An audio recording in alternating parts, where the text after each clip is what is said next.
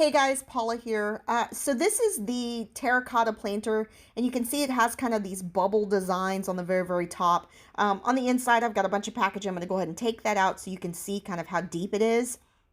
Now, this one here does not have a hole on the bottom, so this would be strictly for you to be able to put a plant in.